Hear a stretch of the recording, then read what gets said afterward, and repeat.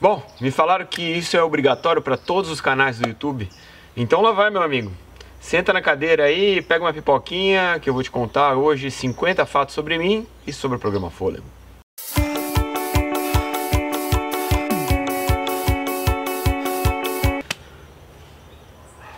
Meu nome é Gustavo Lourenço Maia. Eu nasci em Campinas, São Paulo, apesar de essa informação até hoje ser totalmente sigilosa. Sim, eu nasci em Campinas. Meus pais estudaram em Campinas e antes de se mudarem para Jundiaí, deram à luz ao pequeno Gustavo. Minha irmã já teve a sorte de nascer em Jundiaí, mas eu sou campineiro. Eu sou filho do Dr. Nelson Maia e da doutora Edna, ambos são ginecologistas. Meu sobrenome é um sobrenome português, Lourenço e Maia são sobrenomes portugueses, mas eu tenho sangue italiano porque a minha mãe é Capi e a família da minha mãe tem origem italiana. Ela é palmeirense e neste corpo corre sangue italiano. Apesar de eu não ter sobrenome italiano, eu sou um bisneto de italianos e sou um cidadão italiano. Então tenho dupla cidadania, brasileira e italiana. Além de mim, meus pais também tiveram a minha irmã, a Mariana. A Mariana, que edita o programa Fôlego, ela é, apesar de não parecer, é mais nova do que eu. Ela tem um ano, exatamente um ano, um mês e um dia a menos do que eu. Eu nasci no dia 11 de fevereiro de 1976, então eu tenho 41 anos. E a Mariana nasceu no dia 12 de março de 1977, ou seja, tá quarentinha. Bom, eu moro em Jundiaí, São Paulo, mas já morei mais de 10 anos em São Paulo, capital. E também morei exatamente um ano em Paris, na França. Mas ainda vou morar em Cape Town, na África do Sul, e também em Sydney, na Austrália. Escreva isso daí. Agora, quando eu ficar velho, eu vou passar as tardes em algum lugar na França, jogando dominó na praça e tomando pastis. Bom, desde pequeno eu tenho muita facilidade com música. Na verdade, a questão musical ela sempre esteve muito presente no programa Fôlego. As pessoas sabem, muita gente me pede para liberar as músicas do conteúdo de web, mas eu não abro mão disso, porque eu acho que a música é fundamental para o programa. Isso vem muito do meu amor pela música. Eu sou um músico frustrado, na verdade.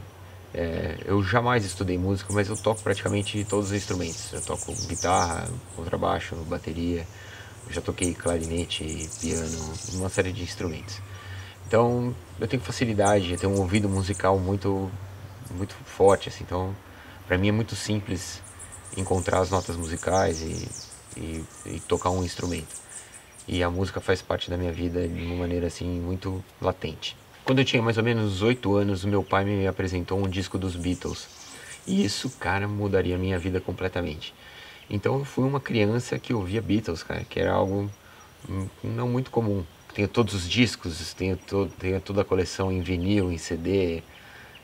Já estive em Liverpool, tenho uma tatuagem dos Beatles, então eu tenho um lance muito legal assim com os Beatles. Eu acho que foi a maior banda de todos os tempos e que não foi só uma banda para mim foi um divisor de águas cultural e as letras são incríveis. Hoje a gente vive uma realidade tão triste em relação às letras das músicas, né? Na época dos Beatles era tudo tão mais bonito e pô, meu saudosismo fala mais alto quando eu falo dos Beatles. Apesar de não ter vivido a época deles. Quando eu nasci, eles já tinham terminado. Mas os Beatles são atemporais. Hoje eu sou um corredor amador, mas na verdade eu poderia ter ido para outro esporte. Durante toda a minha infância e adolescência, eu fui um jogador de tênis. Sim, eu tinha facilidade com tênis, cara, e joguei bem até. Disputei torneios e não é nada excepcional, mas eu poderia ter investido mais na minha carreira de tenista. Eu fui um bom tenista, até hoje eu jogo tênis e eu acho que eu jogo bem. Então, quem sabe um dia teremos um programa sobre tênis. Bom, quando o assunto é futebol, todo mundo sabe que eu sou corintiano, cara. Eu sou muito corintiano. Na verdade, eu já fui mais corintiano em outras épocas, em que o futebol, ele te prende mais. Mas eu sou muito corintiano. Meu pai é corintiano, a minha família é praticamente toda corintiana, a não ser pela minha mãe, que é palmeirense, italiana, palmeirense.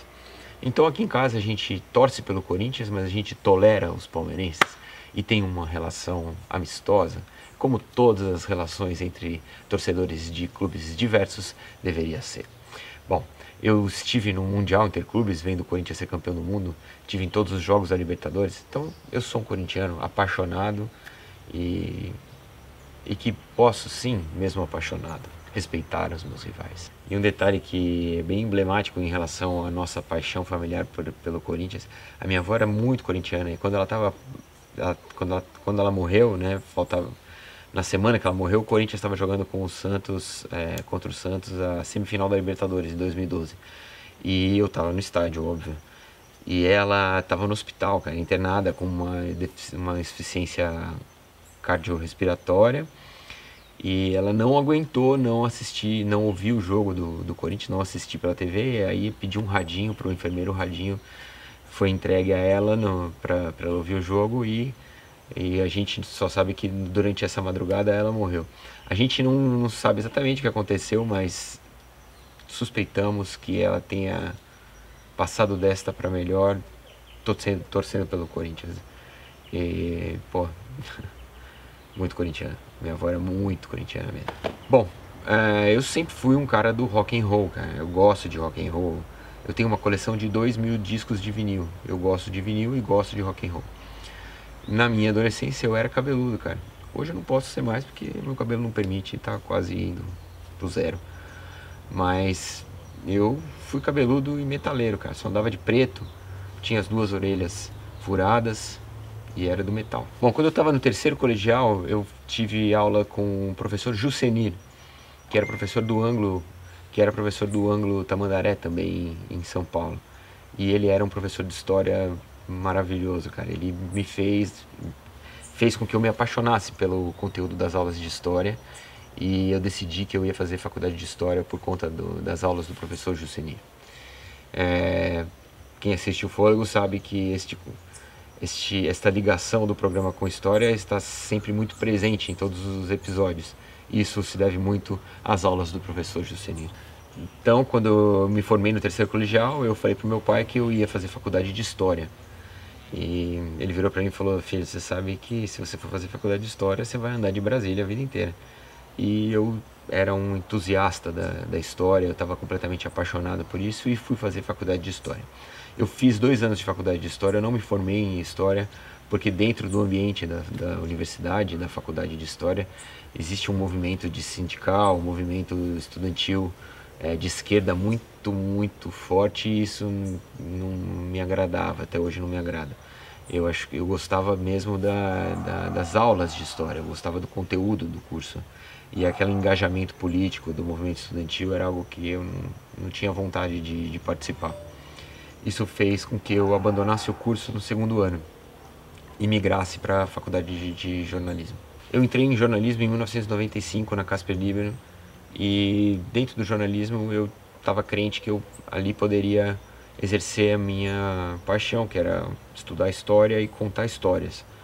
E o jornalismo me provou que isso, na verdade, não tinha nada a ver. Eu fui um péssimo aluno durante a faculdade e aprendi muito mais depois que me formei do que durante o curso.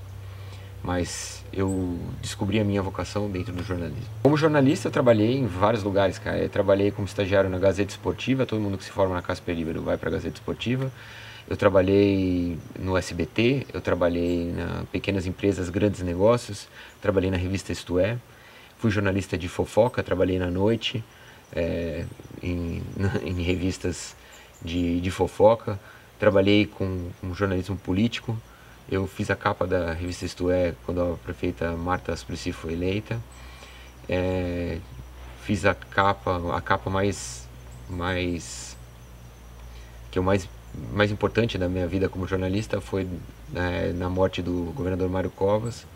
Eu passei 10 dias acampado no INCOR quando ele estava na fase terminal da doença e foi algo assim memorável. Foi uma capa muito bonita, uma matéria muito celebrada na época, então me abriu muitas portas e é algo que eu tenho orgulho de ter feito.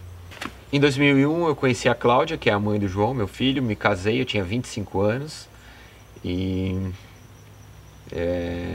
larguei a Isto É para ir morar em Ribeirão Preto, ela morava em Ribeirão Preto.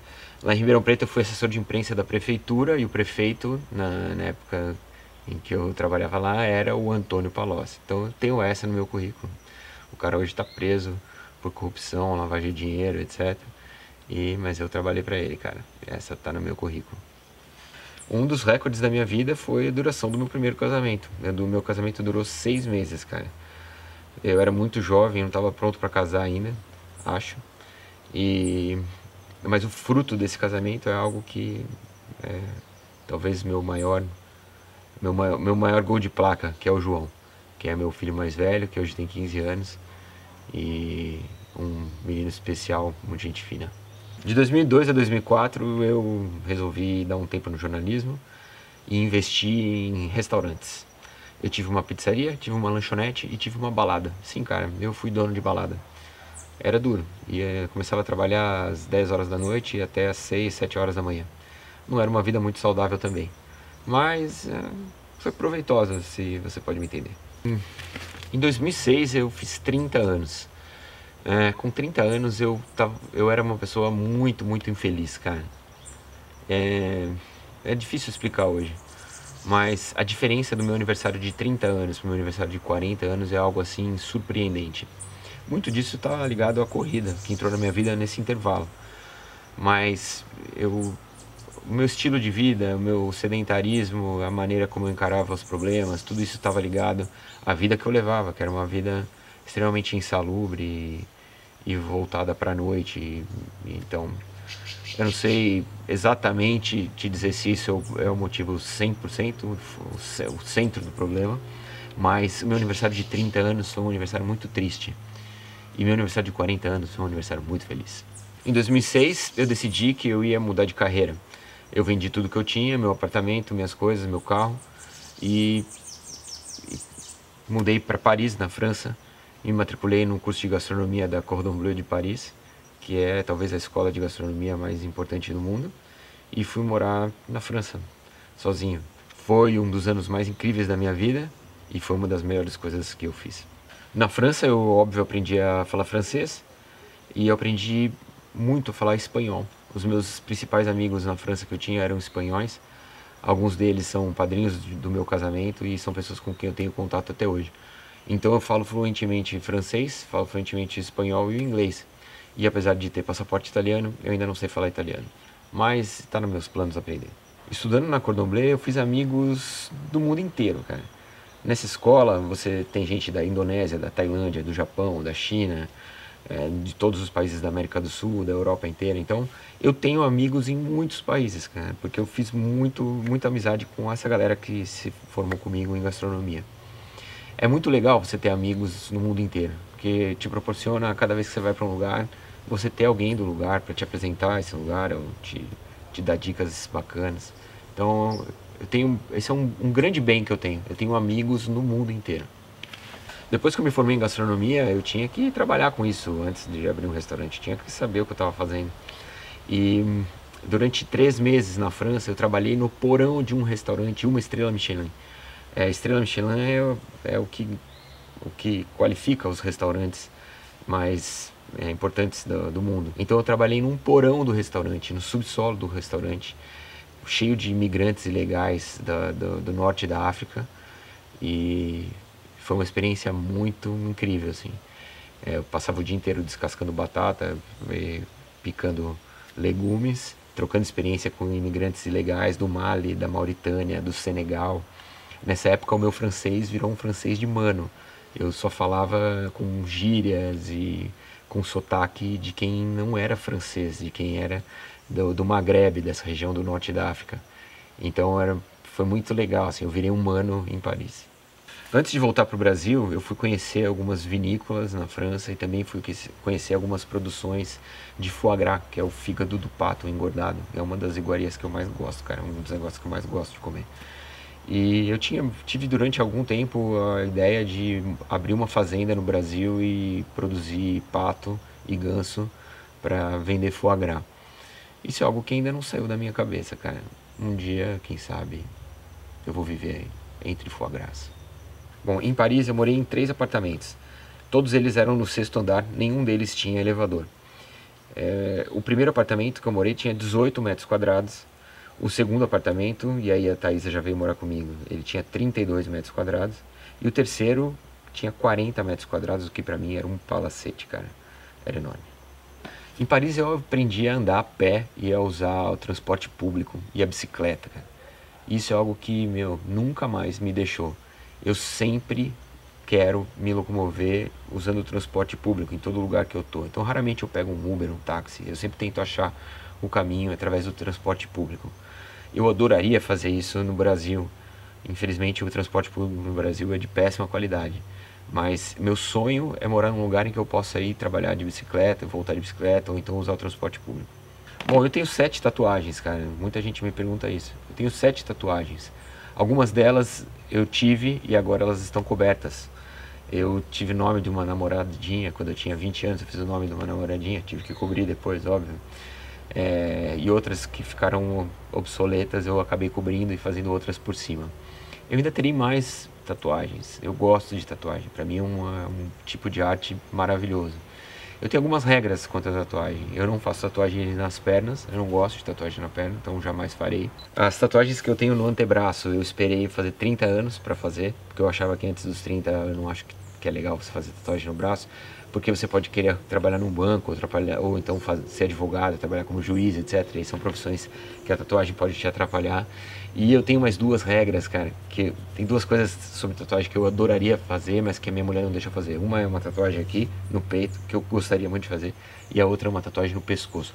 As duas eu adoraria ter, só que a Thaisa não deixa fazer de jeito nenhum. Ela falou que se eu fizer a tatuagem, ela me põe pra fora de casa. Bom, em 2008 eu fui baleado. Essa é uma história que vocês vão ver com mais detalhes no livro. Mas foi uma tentativa de assalto. Eu fui baleado, eu levei 6 tiros numa distância de 2 metros de 3 caras que estavam querendo roubar o meu carro. E eles não pediram o meu carro, não pediram para eu me render, eles simplesmente começaram a atirar. Dos 6 tiros que eu tomei, 4 pararam na porta do carro e 2 passaram pelo vidro. Um passou aqui, embaixo do meu pescoço, entrou no banco do passageiro, e o segundo entrou na minha mão, entrou de um lado do meu pulso e saiu do outro lado. Essa cicatriz que eu tenho na mão. Eu rompi todos os ligamentos, tendões, tive fratura, e foi um período muito ruim da minha vida, porque a minha mão ficou inutilizada durante praticamente um ano. Então eu fiz fisioterapia na mão durante um ano, todos os dias, e foi algo muito, muito difícil para mim. Eu tive que aprender a escrever, a me alimentar, a tomar banho, tudo com a mão esquerda. Então sim, eu escrevo com as 2 mãos hoje. E algumas funções eu aprendi tanto a fazer com a mão esquerda que eu jamais voltei a fazer com a mão direita. A minha mão direita, ela tem as funções motoras normais hoje, mas eu não tenho sensibilidade nenhuma na mão, nem na parte de fora, nem na parte de dentro. E eu só tenho força nesses 2 dedos. Esses 3 dedos aqui, eles são praticamente decorativos. Bom, eu casei com a minha não namoradinha da escola, porque a Thaisa estudou comigo os 3 anos do colegial. Só que durante todo esse tempo ela namorava um cara que era meu amigo, e eu namorava uma menina que era amiga dela. A gente se reencontrou muitos anos depois da escola e começamos a namorar em 2006. Em 2008 a gente casou, e em 2010 ela começou a me dar filhos. Em 2010 ela me deu a Lorena, e em 2013 ela me deu a Isabela. São 2 joias preciosas. Em 2009 eu abri um restaurante na Alameda Itu, em São Paulo. E a minha ideia era trabalhar como chefe de cozinha e realizar o meu sonho ali. Um dia de Restaurant Week, que é um dia cheio para o restaurante, a gente sofreu um arrastão e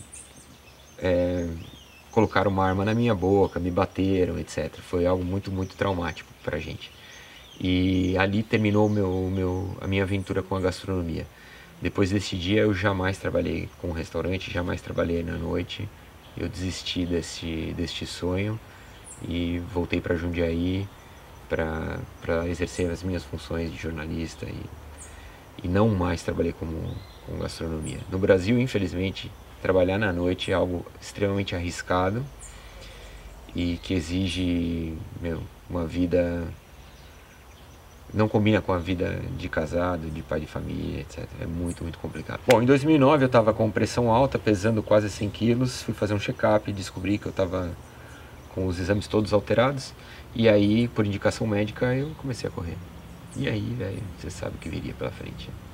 Eu gostei tanto da história de correr que eu comprei uma esteira. coloquei a esteira na frente da televisão.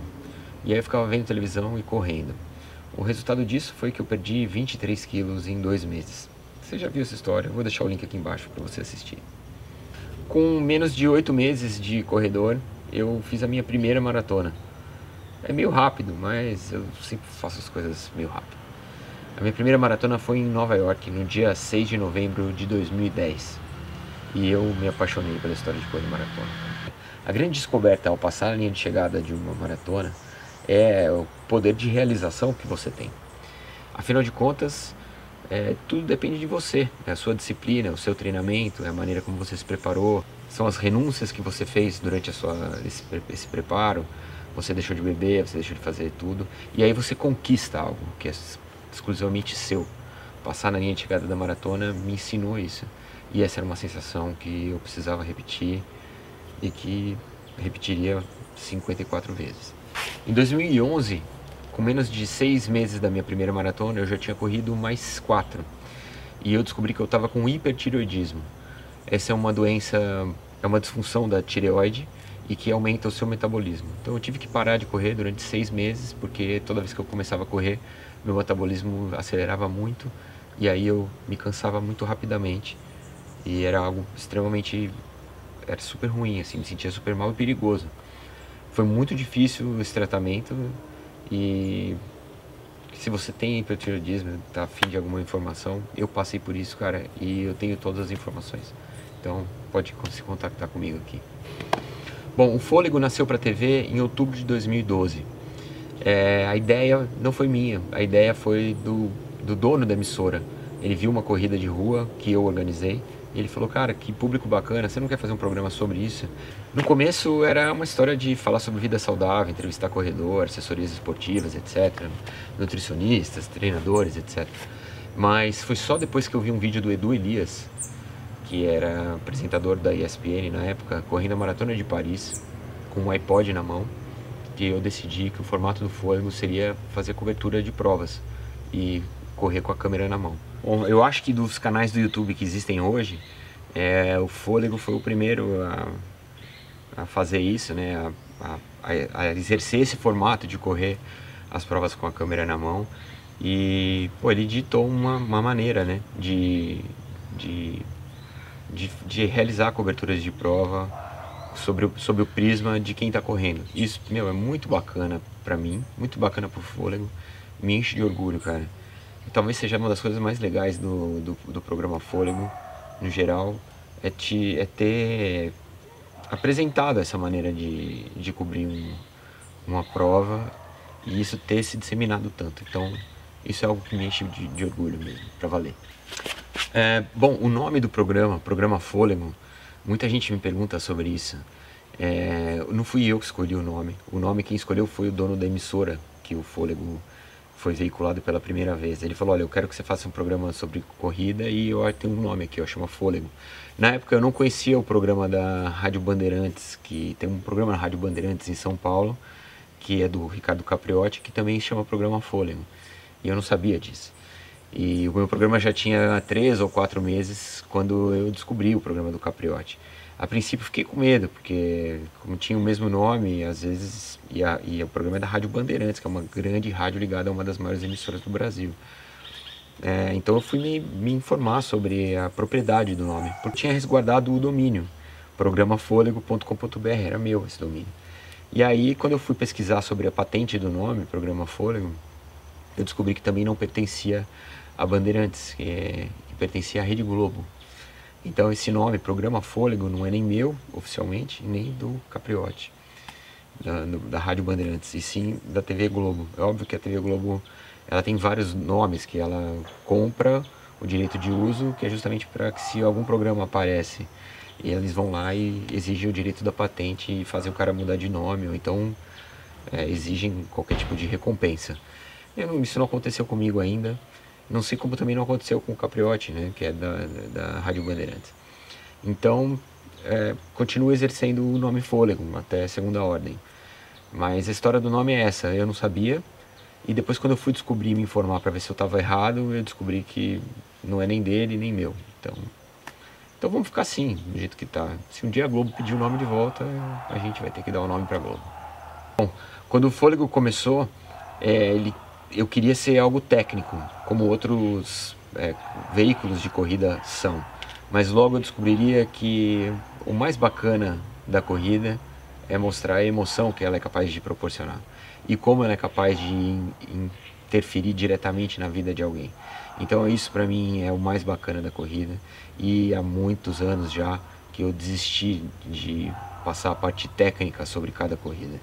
Uma coisa são os reviews de calçado que são super técnicos, etc. Mas falar sobre uma corrida como algo técnico, entrevistar os ganhadores, falar sobre perspectiva de vitória de um ou de outro, isso é algo que não faz parte do Fôlego e jamais fará. Então, nossa ideia em relação à corrida é mostrar a corrida como algo transformador na vida de alguém, ou então como algo em que você supera os seus próprios limites, ou então mostrar um lugar bonito, mostrar um lugar bacana de se correr. Essa é a ideia do Fôlego e ali vai permanecer assim. Bom, muita gente me pergunta meus melhores tempos. Meu melhor tempo nos 10 quilômetros são 40 minutos e 12 segundos nos 10 quilômetros. Nos 21 eu fiz 1 hora 28 e 21 na meia da Praia Grande em 2013. E a minha melhor maratona aconteceu em Berlim em 2013. Eu fiz 3 horas 9 e 26. Este tempo era meu qualify para Boston. Durante muitos anos a minha obsessão foi fazer meu qualify para Boston e correr a maratona de Boston, que é a principal maratona do mundo. Eu fiz esse tempo em Berlim. Este tempo me qualificava para correr Boston em 2014. Essa história eu conto na palestra também. Mas a maratona de Boston fez um corte no Qualify e eu fiquei fora da maratona de Boston por 28 segundos. E depois o fôlego já estava acontecendo, eu já tinha muitas coberturas para fazer, impossível você correr 10, 12 maratonas por ano e querer correr uma maratona rápida. E aí eu abri mão da maratona de Boston. Correr Boston é uma dos meus objetivos de vida. Eu ainda vou correr Boston um dia, não sei quando, mas um dia eu vou. E eu tenho convicção de que este dia gravarei o programa mais importante da história do Fôlego, na Maratona de Boston. A Maratona de Boston é muito importante para nossa família também, porque é um momento marcante e muito triste, porque no dia da bomba da Maratona de Boston, a Mariana, que é minha irmã, ela estava correndo a Maratona de Boston, então ela se livrou da bomba por 15 minutos, ela chegou 15 minutos antes da bomba explodir. Não só a Mariana, mas a Mariana, meus sobrinhos, meu cunhado, os meus pais estavam todos na linha de chegada da Maratona de Boston. A Mariana deu entrevista para Globo News, para jornais, etc. E foi um momento muito delicado para a gente, porque eu estava correndo a Patagonia Run, estava em Bariloche, no aeroporto, acompanhando ela, o rendimento dela na maratona. E quando eu embarquei de Bariloche para Buenos Aires, eu cheguei em Buenos Aires, estavam todas as TVs falando sobre a bomba. E eu tentei falar com ela durante muito tempo, fiquei o dia inteiro tentando ligar e eles bloquearam os telefones, então foi um momento de pânico da nossa família. Foi um momento muito amedrontador, assim. Eu fiquei muitas horas sem saber o que tinha acontecido com eles e, apavorado. O momento que você percebe que o seu programa deu certo é o momento em que alguém vem e pede para tirar uma foto com você. Isso é muito legal, porque até então a única pessoa que quer tirar uma foto com você é sua mãe. Então, a primeira foto que eu tirei com alguém foi em 2014, na Golden Four ASICS, no Jockey. E a primeira pessoa que pediu para tirar uma foto comigo foi o Eduardo Suzuki, do canal Tênis Certo. Essa você não sabia. Um dos momentos mais marcantes para mim do programa foi quando eu fui correr a meia maratona de Lisboa, a meia maratona de descobrimento em Lisboa, em 2014. E eu estava na reta final para passar no quilômetro 20 da meia maratona, quando eu escutei uma voz de um cara falando em português de Portugal, e o cara falando assim: Gustavo Maia, programa Fôlego. E aí eu percebi que eu tinha sido reconhecido fora do Brasil, cara. E isso, foi uma ficha do tamanho de uma medalha que caiu assim na minha cabeça. Eu falei, cara, que bacana. Ser reconhecido é muito bacana, ser reconhecido fora do seu ambiente, né, fora das corridas, é muito bacana. Agora, ser reconhecido fora do Brasil foi algo assim, por alguém que não é brasileiro, indescritível. Isso aconteceu em 2014, então já tem 3 anos e... 3 anos exatamente, né? Então é um dos grandes momentos, assim, de que vira a ficha, você percebe assim, nossa, seu trabalho tem reconhecimento. Isso é super demais, assim. A corrida que eu mais gosto de correr é a corrida do Centro Histórico de São Paulo.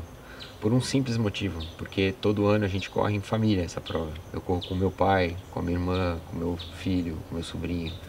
Então por isso, essa é a prova mais bacana para mim. A prova da minha vida é a Comrades.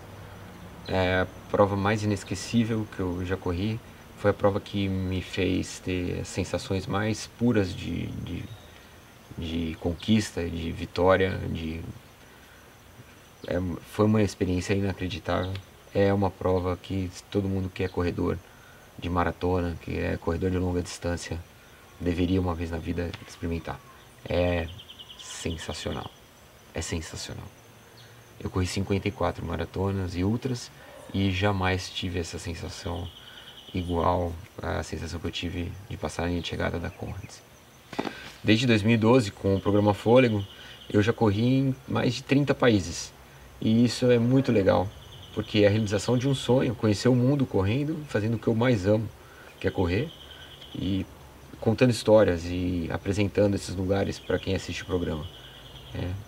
Esse número é um número que eu também tenho muito orgulho, porque eu acho que dificilmente encontro pessoas que tenham o número de maratonas que eu tenho, mas não só o número de maratonas, em tantos lugares diferentes, né? Essa é uma marca do Fôlego que é super emblemática, assim. Eu prefiro correr na trilha. Não devia estar falando isso, mas é verdade. Eu tenho uma paixão pela corrida de trilha. Eu adoro a autonomia do asfalto. O asfalto, você está correndo no asfalto durante 2 horas, assim, e não ter que se preocupar com buraco, com nada. Eu gosto da autonomia do asfalto.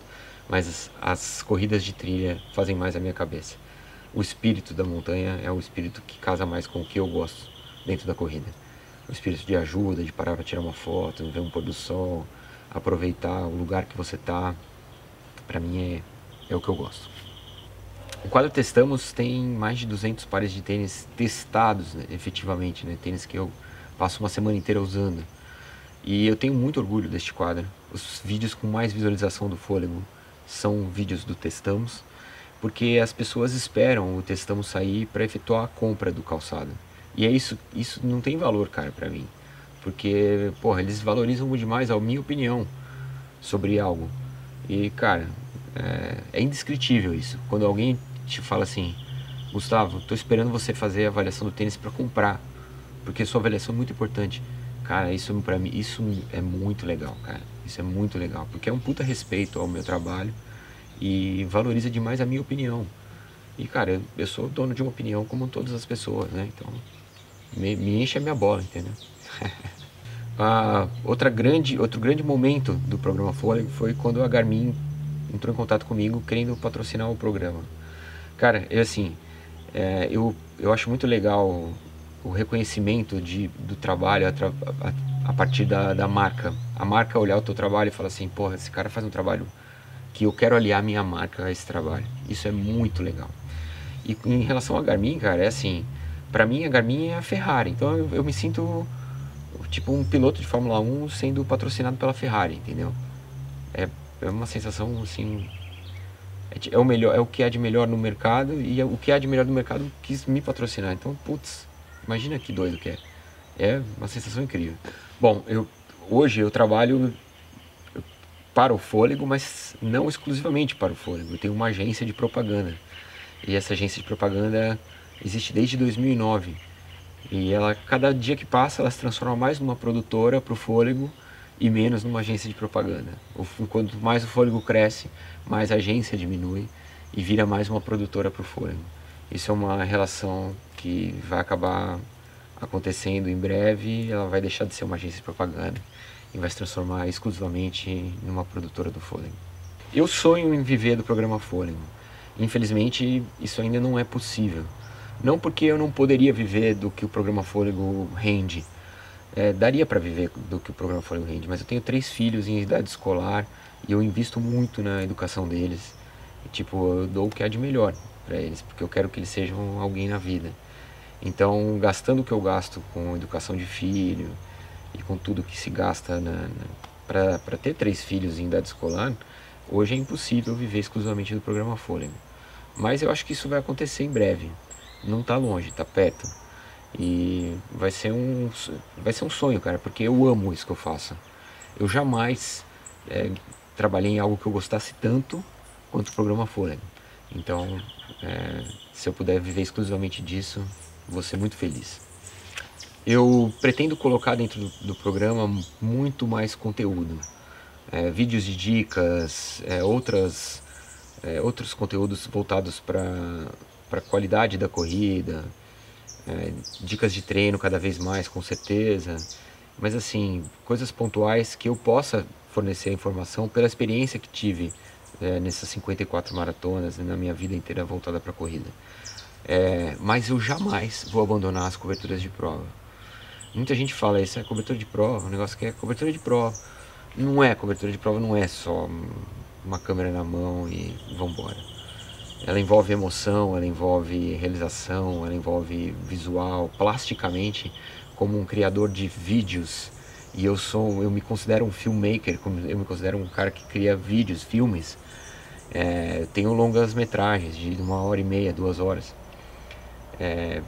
A cobertura de prova me proporcionou ser um cara que investe em equipamento, em qualidade de vídeo. E isso, eu não abro mão. Se fosse para gravar só vídeo de dica, falar sobre pulseirinha, foninho de ouvido, etc., eu não precisava. É muito simples. Então, o trabalho que dá para editar um vídeo do Fôlego é enorme, porque o vídeo tem uma série de nuances que exigem e dão qualidade para o produto final. E eu não abro mão disso porque é isso que eu gosto. O que eu gosto é isso. Se fosse para ficar só dando dica, eu preferia ficar na agência e não trabalhar. Bom, essa é a última, então é a mais especial. Nada me deixa mais feliz do que escutar: Gustavo, o seu vídeo foi uma inspiração para mim. A sua prova lá em tal lugar foi uma inspiração para mim. Eu fui conhecer tal lugar porque eu assisti o seu vídeo. Então eu virei um maratonista porque eu assisti o seu vídeo correndo uma maratona. Isso é indescritível, cara.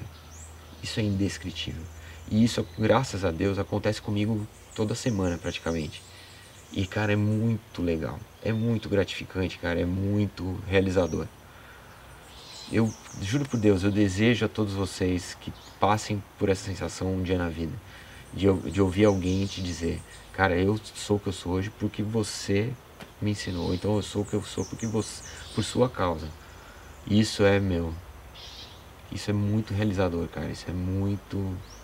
É mágico. Isso é mágico, cara. O programa Fôlego existe por causa desses momentos em que eu escuto uma pessoa virar e falar isso. Eu perdi 30 quilos porque eu assisto o seu programa. Eu virei um corredor porque eu assisto o seu programa. Cara, sem palavras. É pra isso que eu trabalho. Beleza? Esses foram os 50 fatos sobre mim e o programa Fôlego. Espero que você tenha gostado. Deixe seu like aqui embaixo. A sua inscrição é muito importante pra mim. O seu like é muito importante pra mim. Muito importante para a continuidade do canal. E é isso. Espero que você tenha gostado. E, vou pedir pro Enzo gravar os 50 dele também. E vou colocar aqui também. Fechou? Valeu. Grande abraço. Até a próxima. Tchau.